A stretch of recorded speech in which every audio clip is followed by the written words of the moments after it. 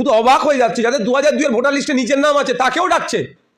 এই কি ছেলে খেলা পেয়েছে? ছাবলামো হচ্ছে নাকি এগুলো? বলেছিল গণেশ কুমারজি নিজের নাম থাকলে কোনো কাগজ লাগবে না, নিজের নাম নিয়ে বাবা মা দাদু দাদি লাগলে হবে না, কোনো অসুবিধা নেই। এখন তারপরেও ডাকা হচ্ছে। এই ছাবলামের জবাব তো আমাদেরকে দিতে হবে মাঠে ময়দানে, গণতান্ত্রিক প্রক্রিয়াতে, আইনের মাধ্যমে। আইনি লড়াই হচ্ছে, মাঠে ময়দানে লড়াই আমাদের করতে হবে। কিন্তু সরকার কি করছে? যে এসআইআর করার জন্য 90,000 অফিসার দিয়ে দিল, কয়েকশো কোটি টাকা বরাদ্দ করলো, তারা কি করছে? যে চুপ আছে কেন?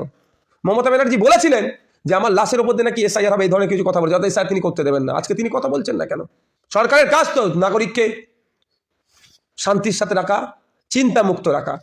উপরন্তু কি দেখছি? তৃণমূল কংগ্রেস কিছু কিছু জায়গায় মানুষকে আরো উত্তেজিত করার চেষ্টা করছে।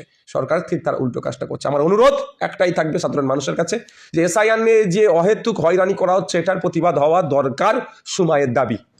আমরাও প্রতিবাদ করছি, অনেক মানুষ প্রতিবাদ করছে, তবে অনুরোধ একটা, প্রতিবাদটা যেন শান্তিপূর্ণ হয়, কোনোভাবেই না অশান্তির আগুনে প্রতিবাদটা চলে যায়। তাহলে সিএ এনআরসির সময় যে ধরনের সমস্যার সম্মুখীন হতে হয়েছিল আবারও হতে হয়। যে সিংহভাগ মুসলমানদেরকে ডাকা হচ্ছে, যাদেরকে ডাকা হচ্ছে তাদের মধ্যে ম্যাক্সিমামের নামের বানান ভুলের জন্য, একারকার ভুলের জন্য, রাফিক আর ও এফ দিয়ে কেউ লিখে, আর এ দিয়ে কে লিখে, এই এফ ও আর এ এই ডিফারেন্স হওয়ার জন্য শেখ আব্দুল ওদুদ ডাকা হয়েছে আব্দুল ওদুদ শেখ হয়ে যাওয়ার জন্য, বা MD full stop Najmus Sakib, আর এখন হয়েছে শুধু এমডি নাজমুস সাকিব, এই ফুল স্টপ না থাকার জন্য ডাকা হয়েছে। অহেতুক এই হয়রানি বন্ধের জন্যই তো আমরা গিয়েছি। আমাদের সরাসরি বার্তা রাজ্য সরকারের কাছে এই ক্ষেত্রে, যেভাবে বাংলার ভোটারদেরকে নির্বাচন কমিশন হয়রানি করছে, এর থেকে পরিত্রাণ পেতে গেলে ইমিডিয়েট দুটো কাজ করা দরকার।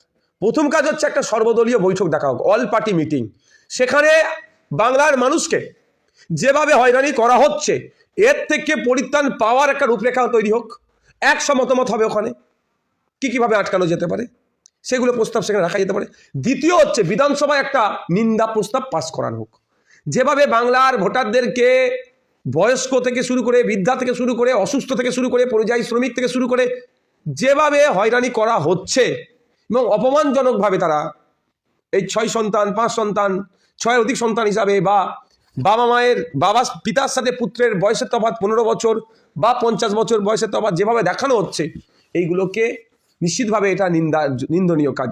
যা বিধানসভার মধ্যে একটা নিন্দা প্রস্তাব পাস করানো হোক, সেই নিন্দা প্রস্তাবের কপিটা প্রয়োজনে অ্যাটাচ করে রাজ্য সরকার সুপ্রিম কোর্টে মামলা করলেই এই বিষয়গুলো, এই যে দুরবস্থা হচ্ছে, অনেকটা সুরাহা হতে পারে বলে আমি মনে করি।